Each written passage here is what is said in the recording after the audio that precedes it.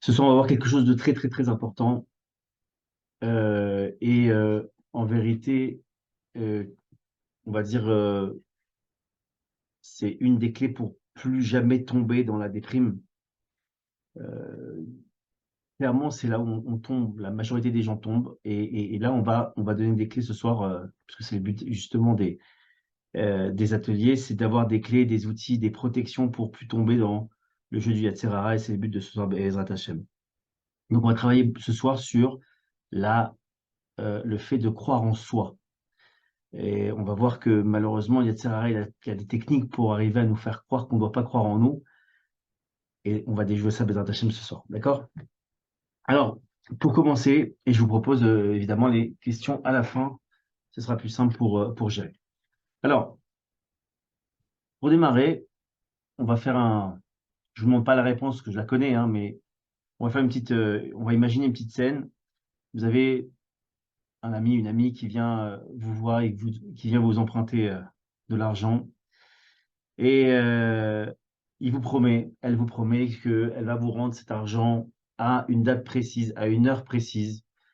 Et la date arrive et cette personne ne vous rend pas l'argent. Et plus que ça, elle répond plus.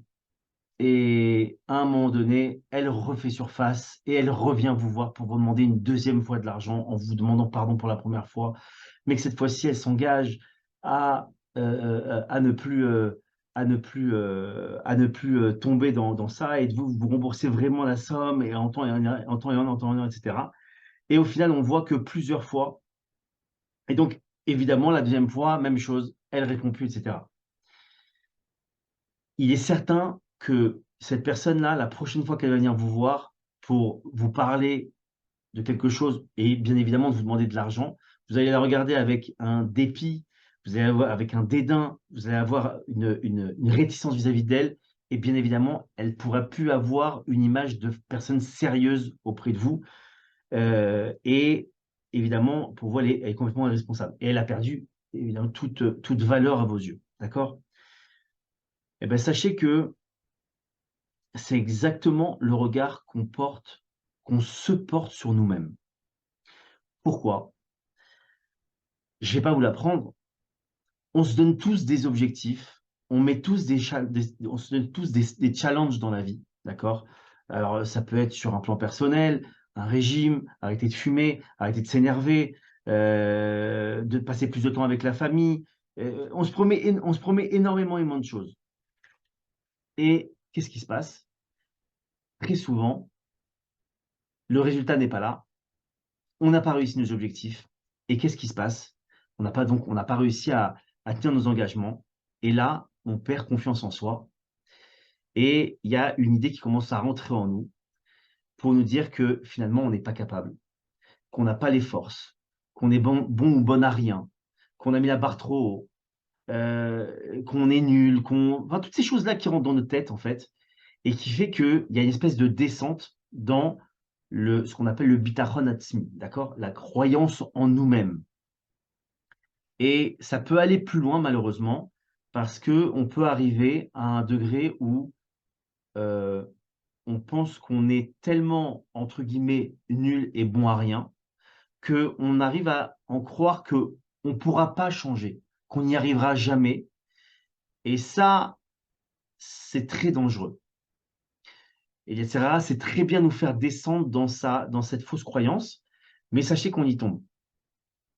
Et même quand on est arrivé à ce stade-là de descente, qu'on entend des renforcements, Bessiata Dishmaya, des cours, des gens qui viennent nous renforcer, des gens qui viennent nous conseiller, des gens qui veulent nous soutenir, ça n'a plus aucun effet. Pourquoi? Parce que l'image dans ma tête de moi-même, l'étiquette que je me suis mis sur mon propre dos est que je ne peux plus, que je suis plus capable, que j'ai pas que je suis bon à rien, bah, tout simplement. Et en fait, ça annule toute la volonté qu'il y a en moi. Et petit à petit, on va tomber là-dedans. Il faut savoir que même spirituellement, c'est valable. D'accord? Combien de fois on s'est engagé vis-à-vis d'Hachem où on a dit, je veux plus me mettre en colère, je veux faire plus de, j'en sais rien, être plus de signaux pour les femmes, étudier plus pour le monsieur, je sais pas, aller plus à la synagogue, faire moins de la shonara, etc., etc. Et donc, on s'engage auprès d'Hachem. On dit Hachem, moi, je veux pas et je veux plus ça. Et voilà, je m'engage à plus le faire parce que je sens que ça y est, je suis dans une bonne dynamique. Et badaboum, évidemment, on retombe dans la colère. Évidemment, on ne tient pas nos promesses. Et évidemment, on n'y arrive pas. Et qu'est-ce qui se passe à ce moment-là? C'est une descente encore pire que la première. Parce que là, on arrive à une descente où on pense que le Créateur ne va plus croire en nous. On va rentrer dans un délire de croire que Hachem va nous taxer d'être des embrouilleurs, des beaux parleurs. Et pourquoi on arrive à ce résultat-là, à cette façon de penser-là? Parce qu'on se projette à la place du Créateur. Qu'est-ce qu'on est en train de se dire? Ben, on se remet à la place de l'histoire qu'on a dit au début, où on a un ami qui vient nous emprunter de l'argent, finalement, qui ne rembourse pas, qui tient pas parole, etc. Puis finalement, ce type-là, c'est un rigolo, ce type-là, c'est- ça me fait rire, quoi. Je veux dire, à la limite, on pense que Hachem pense ça de nous. Et on va voir que c'est totalement faux. Euh, Parce que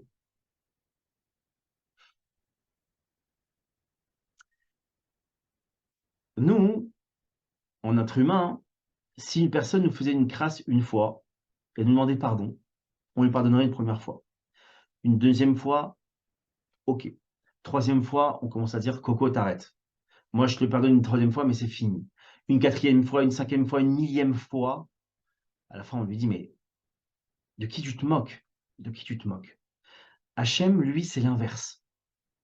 Hachem, on peut venir le voir 1000 fois, tomber sur la même faute 1000 fois, et Hachem nous pardonnera avec le plus grand amour à chaque fois. Toujours pareil, rectiligne, son amour ne changera pas. Sa croyance dans notre tchouva, dans notre sincérité de retour, il la croira. D'accord? et, et ça, il faut en être convaincu.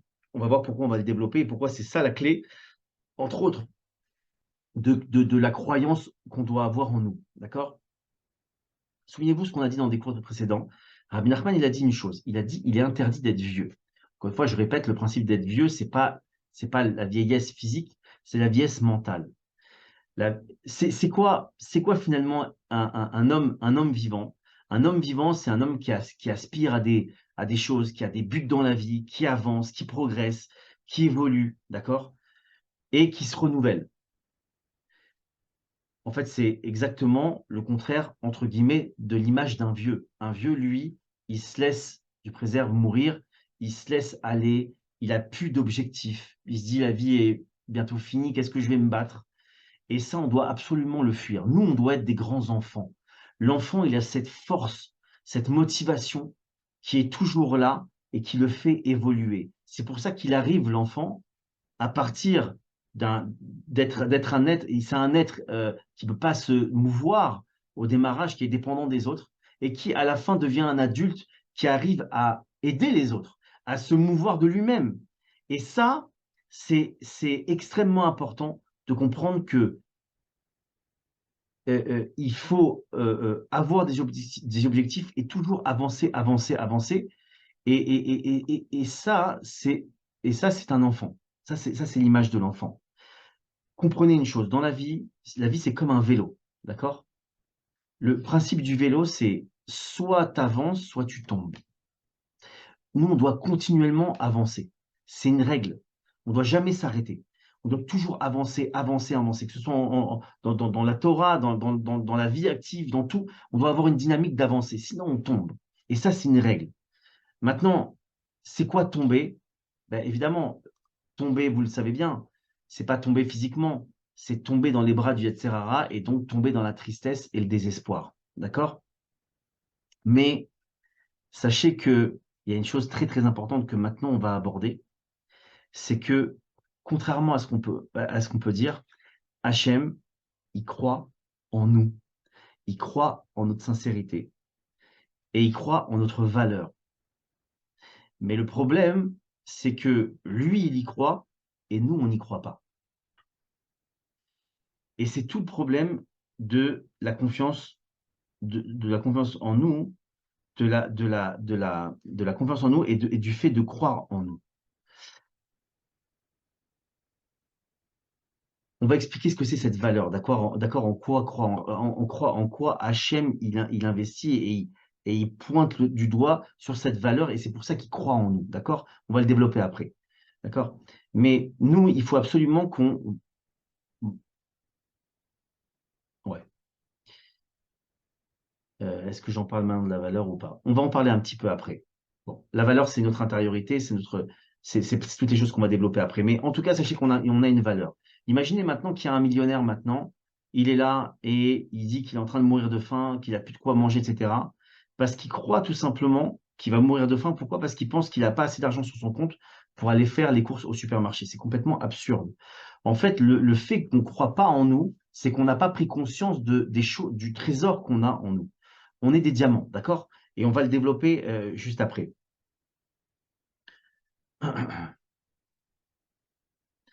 C'est quoi notre valeur?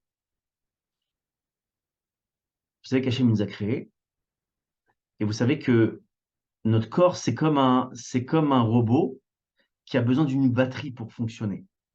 La batterie de l'être humain, en particulier du juif, c'est son âme. L'âme, c'est une partie d'Hachem. C'est la seule chose qui vit dans le monde, c'est que Hachem qui vit dans le monde, d'accord? Il a injecté une partie de lui dans toute la création. Il y en a de partout, d'accord? Il y a des niveaux d'âme, on ne va pas rentrer ça, c'est de la Kabbalah, mais en tout cas, il y a des niveaux d'âme que les animaux peuvent avoir, que les plantes peuvent avoir. Enfin, les plantes, il faut que je me souvienne, peut-être que oui. En tout cas, les animaux, c'est sûr. Les animaux, les non-juifs, les juifs, etc. Et chacun a des niveaux d'âme. Ces niveaux d'âme, en vérité, si j'ose dire, c'est des bouts d'Hachem. C'est des parties d'Hachem qui nous permettent de nous mouvoir. Il faut comprendre donc qu'en nous, on a une partie de Dieu, de l'infini, de la chose la plus énormissime, génialissime. Je sais pas, il n'y a pas de terme pour définir Hachem, Chas v'shalom. Mais ça veut dire que on est un écrin d'un diamant. Vous comprenez ça? Notre corps, c'est l'écrin d'un diamant. C'est-à-dire que c'est complètement fou, absurde, d'oser dire que je contiens un diamant et que j'ai aucune valeur. Et ben, c'est exactement ce qu'on fait à chaque fois qu'on tombe dans les choses qu'on n'arrive pas à faire. Il faut aussi comprendre en quoi on a une valeur. On a une valeur parce que, comme on l'a dit, chaque être, chaque juif, c'est comme une lettre de la Torah du monde. Vous savez que le monde il a été créé à travers la Torah. Chaque juif, il représente une lettre. Il y a une règle dans la Torah, dans l'écriture de la Torah, d'accord, dans les lois de la Sophrut, ce qui s'appelle écrire, les rouleaux de la Torah, il suffit qu'une lettre soit mal écrite et un défaut pour que tout le Sefer Torah soit inutilisable, qu'on doive le mettre à la Gnisa, c'est-à-dire un endroit où on va attendre qu'il se désagrège pour pouvoir, non, qu'on va prendre et qu'on va enterrer ensuite. Donc, il est inutilisable. Quoi? Sur 600 000 et des brouettes lettres, une, elle annule les 600 000 X? Oui, parce que chacun est indispensable pour ce monde. Rabbi Nachman, il dit, si ma mémoire est bonne, j'espère bien me souvenir d'expression, mais il dit que il faut comprendre que si Hachem il nous a créés, c'est qu'on était indispensable à ce monde. Et que le monde, il ne pourrait pas exister si on n'était pas là. Donc, c'est très, très important de comprendre qu'on est des êtres uniques, qu'on est des êtres qui avons un diamant en nous, c'est-à-dire la partie d'Hachem, et que sans nous, le monde ne peut pas tourner, clairement. D'accord? Chacun, on est une brique d'une maison. On retire une pierre d'une maison, une brique d'une maison, la maison s'effondre. Elle n'a pas lieu d'être. Et ça, il faut en être conscient. C'est pas du blabla, c'est une réalité spirituelle. Et donc, on doit comprendre qu'on a une importance pour Hachem, mais on a une importance pour le monde, pour le monde. C'est bien pour ça que les sages ils nous disent que il faut comprendre il faut croire que le monde il a été créé pour toi. Parce qu'en fait, tout dépend de toi, autant que chacun d'entre nous. Et on doit prendre conscience de cette valeur-là. D'accord?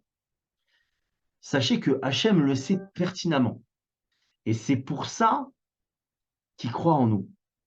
Pourquoi il croit en nous quand on fait quand on tombe 1000 f on essaie de remonter 1000 fois, on promet des choses 1000 fois et on retombe 1000 fois? Comment c'est possible qu'Hachem, il croit en nous? Hachem, il fait un calcul simple. Hachem, il peut que croire en nous parce que nous, on est lui. Parce que nous, on a en nous une partie de lui et cette partie de lui, elle peut pas mentir. Hachem, il est 100 émet, il est 100 vérité. Alors donc Hachem, il peut pas regarder le pas bon Hachem. Il voit juste l'écrin du diamant qui est sali. Je parle de l'écrin. C'est-à-dire qu'il comprend on a des choses énormes en nous et il comprend qu'on est plus de vérité. Et on comprend que quand on est tombé, on s'est simplement sali. Vous savez, c'est pas pour rien que dans la Gemara, dans le Talmud Sota, il y a écrit, encore une fois, on l'avait déjà dit, mais je le répète parce que c'est tellement importante, un homme, il peut ne tomber que si un vent de folie rentre en lui.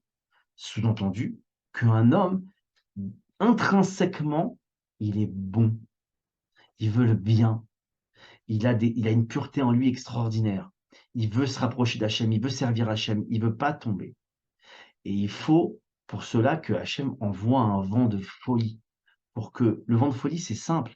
Le vent de folie, c'est quoi? Le vent de folie, c'est quelqu'un qui est stable dans sa tête, correct, qui est bien portant, qui est normal. Et il faut qu'il y ait un vent de folie. C'est-à-dire qu'il perde ses moyens pour pouvoir, pour pouvoir en venir à fauter. Donc ça veut dire qu'encore une fois, et j'insisterai tout cet atelier-là, ça nous prouve que notre racine, notre cœur à nous intérieur, il est complètement bon.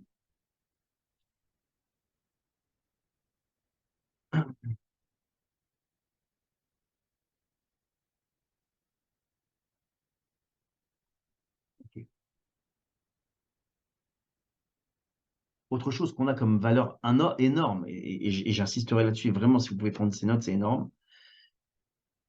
Vous imaginez, mes chers amis, qu'on a le pouvoir, grâce à la prière, simplement parler, hein, parler, j'agis même pas. Rabbi Nachman nous dit que grâce à la prière, je peux transformer la nature.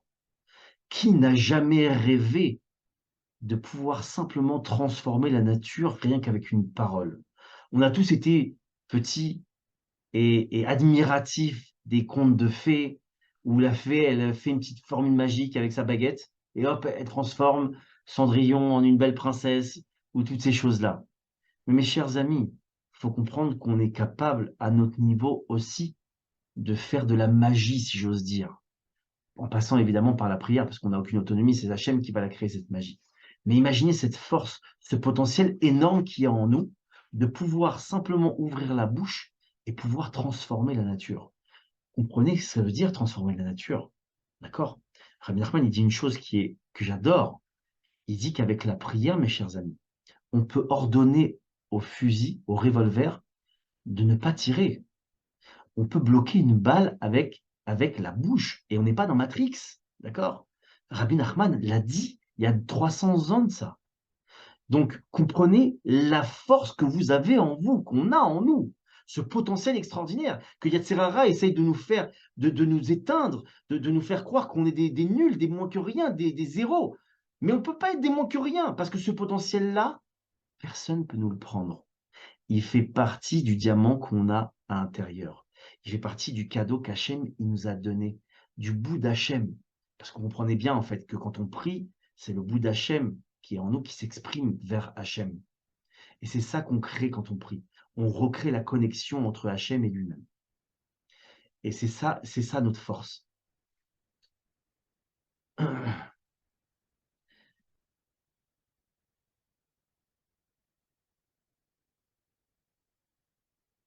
Ok. Un jour, il y a l'élève d'un rave, d'un grand rabbi, le rabbi de Gour. Il lui a posé une question et il a dit, c'est quoi la louange qu'on peut faire concernant du Créateur?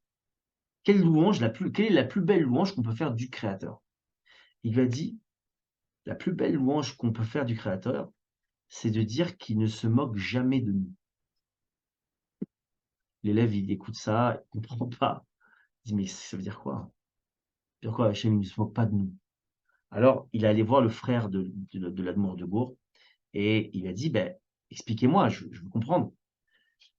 Et le frère, qui était un très grand Talmid Chacham, il lui a expliqué, il lui a dit: «Ça veut dire quoi que Hachem, il se moque jamais de nous?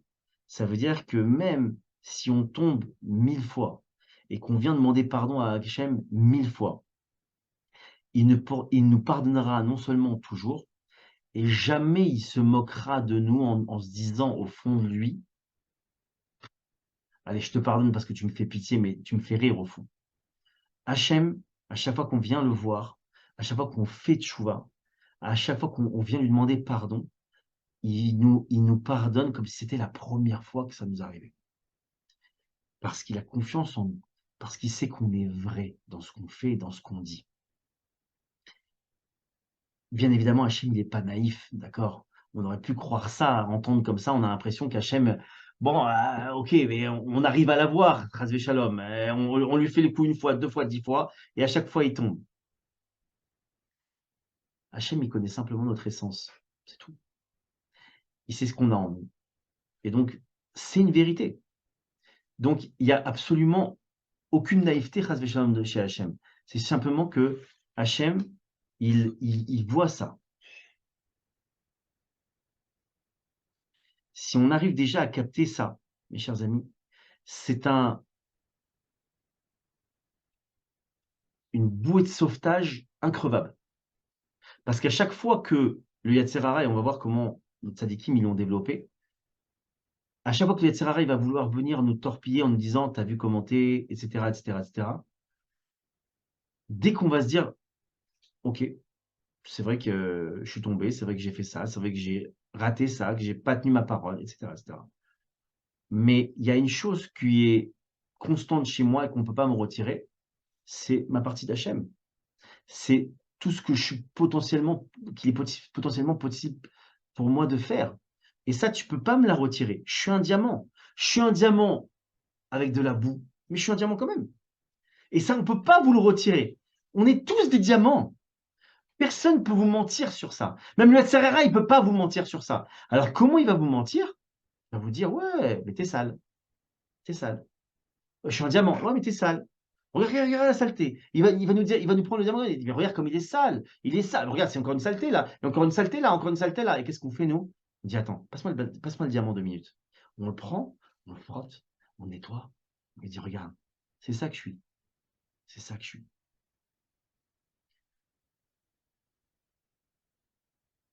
Le fait que Hachem, il ait confiance en nous, on doit chanter, danser comme des dingues pendant des millénaires. Pourquoi? Très simple. Imaginez qu'on prend une personne que on a chacun des personnes qu'on admire, d'accord? Une personne, ça peut être, bon pour d'autres, ça peut être des stars, ça peut être un grand rave, ça peut être, un homme politique, peu importe, d'accord? En tout cas, quelqu'un pour qui on a beaucoup d'estime et qu'on admire, d'accord? Et imaginez cette personne-là, elle vient vous voir, elle vous dit: «Tu sais, je crois en toi. Tu as énormément, énormément de potentiel en toi. Tu vas aller très, très loin toi. Toi, tu as un truc spécial. Tu as un truc spécial.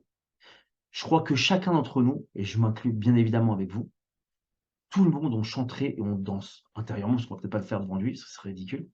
Mais en tout cas, on serait fou de joie. À plus forte raison, mes chers amis, qu'à chaque instant, Hachem, il vient nous susurrer dans l'oreille, doucement: «Mon fils, ma fille, tu as un potentiel extraordinaire et moi je crois en toi. Je sais que tu es extraordinaire». Et ça, le Yetzirah, il ne doit pas nous le toucher, parce que c'est une réalité. Le Yetzirah, il ne peut toucher qu'à du dimion, qu'à de l'illusion. Il ne peut pas toucher à la réalité. La réalité, elle est tangible. C'est une réalité.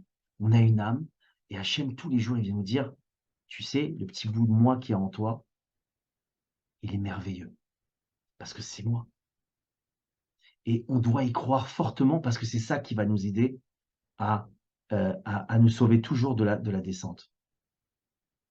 Alors, vous allez me dire: «Mais OK, mais il y a bien des échecs, il y a bien, comment on va expliquer, toute cette tendance qu'on a au Yetzer Hara. Alors, on l'a dit, c'est ce qu'on appelle le vent de folie, le roi Shtut, mais il y a aussi, n'oubliez pas que Hachem, il a été obligé de mettre en nous le bien et cette attirance pour le mal également, parce que pour mettre en place la notion de libre arbitre, sinon on n'a aucune libre arbitre, on est des anges qui vont juste servir Hachem, et il y a plus de combat, il y a plus de challenge, il y a plus évidemment de salaire. Donc c'est évident que c'est évident qu'il est obligé de mettre cela.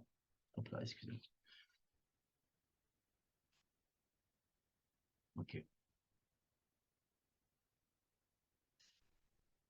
Et sachez que je m'adresse aux parents et aux futurs parents, hein, Bezat Hachem, que c'est un des fondements dans l'éducation. Il y a une règle simple, c'est plus on croit en un enfant et plus lui il croit en lui. C'est une règle. C'est une règle. Ça veut dire que plus je vais décrasser ce principe, donc ça marche évidemment avec nous, plus je vais décrasser ce principe que Hachem y croit en moi. On va parler un peu maintenant de deux tzadikim qui s'appellent un Noé, Noach, et un autre qui s'appelle Abraham. Il y a un comparatif qu'on va faire qui est très très intéressant. Noach, Noé, il a vécu au temps du déluge, d'accord? Il avait pour mission de construire une arche pendant 120 ans pour arriver à réveiller les cœurs de ses frères, des habitants de la terre, pour qu'ils fassent tchouva et qu'ils reviennent vers Hachem. Et on voit que Noach, il n'a pas, il a pas réussi. Il n'a pas sauvé ses contemporains.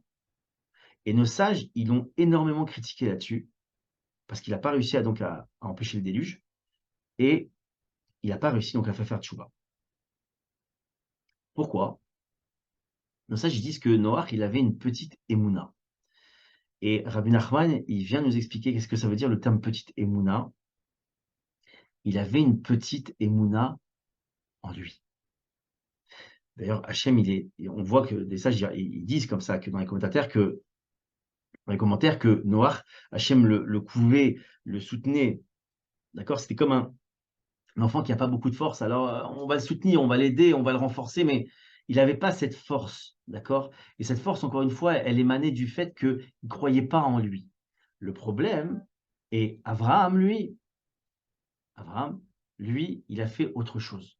Lui, il a développé le monothéisme dans tout le monde entier. Il a convaincu des dizaines, des centaines de milliers de personnes d'une vérité. Et il a fait faire teshuva à des centaines de milliers de personnes. Pourquoi? Parce que lui, il avait une confiance en lui énorme.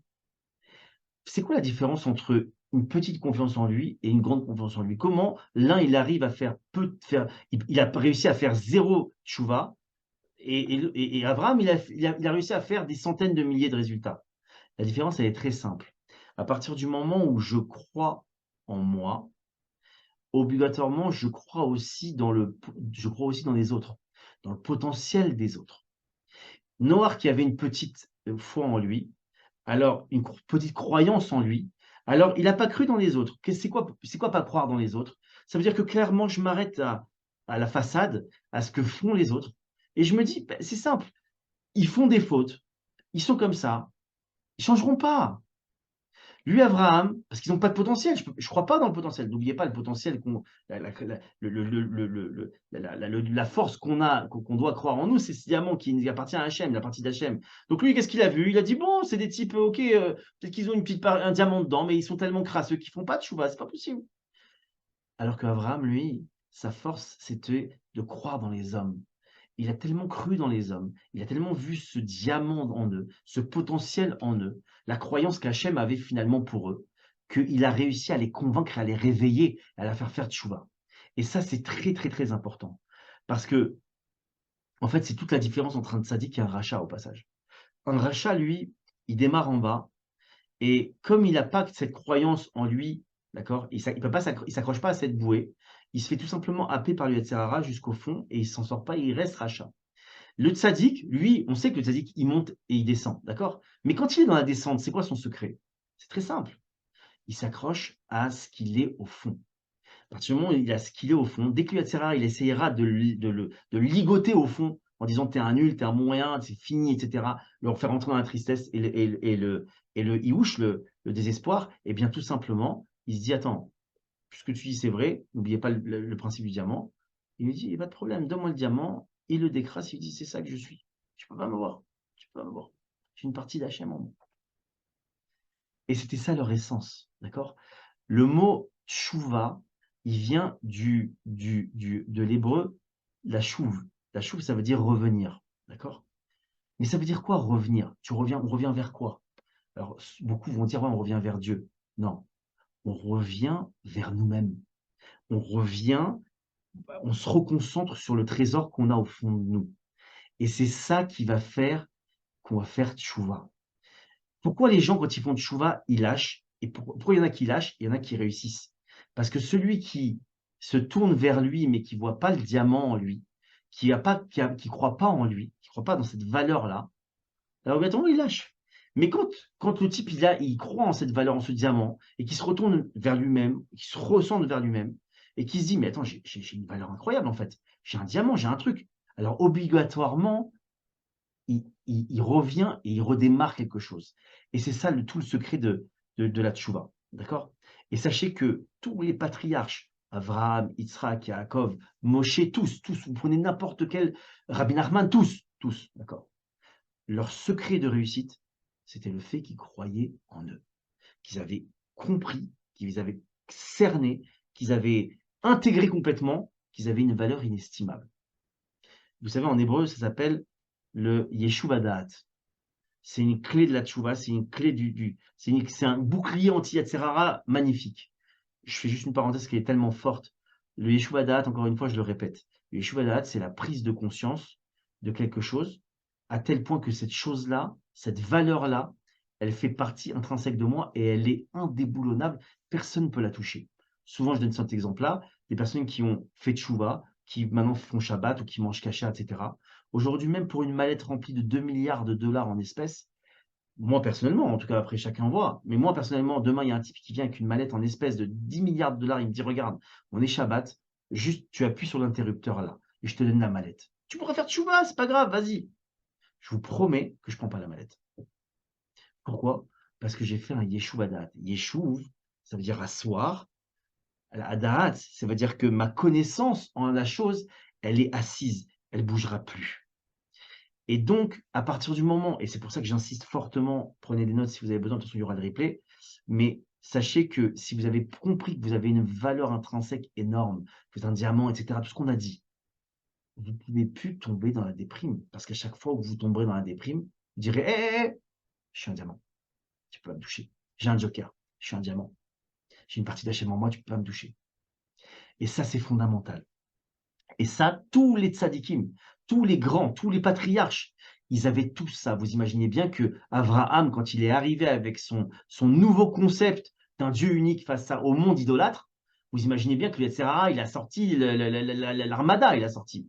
Il a dit: «Qu'est-ce qu'il est en train de me faire? Il est en train de me casser tout mon boulot là. Qu'est-ce qu'il est en train de faire?» Donc il est venu avec des doutes et puis on le voit par rapport à Yitzhak, par rapport à plein de choses. Il a eu plein de doutes. On a tenté de lui faire des doutes. Sa clé, et comme à tous, sa confiance en lui. Il croyait en lui. Et le problème, et je finis là-dessus, comment Yetzer Hara, il essaye de nous casser moralement et d'essayer de casser justement cette croyance en nous. Il la casse parce que il nous dit, en gros, que les actes, ça représente ce que tu es. Mais maintenant, gardons en image une chose, encore une fois, on finit là-dessus. Imaginez que vous avez une voiture qui a un potentiel d'aller jusqu'à 300 km/h. Et elle fait un trajet pendant 100 kilomètres à 20 km/h. Est-ce que pour autant, cette voiture, on peut dire qu'elle ne peut atteindre que 20 km/h? Pas du tout. Elle a un potentiel en elle. C'est pas parce elle a eu une vitesse à un moment donné qui était basse qu'obligatoirement c'est une voiture qui ne peut pas dépasser les 20 km/h. Tout, bien au contraire. Et donc il faut comprendre que nos actes, on ne doit pas s'y arrêter. Et quand Yetzirah, il essaye de nous convaincre qu'on n'est pas bon à cause de nos actes, il faut lui dire: «Je suis une voiture qui va à 300, pas à 20». Voilà mes chers amis.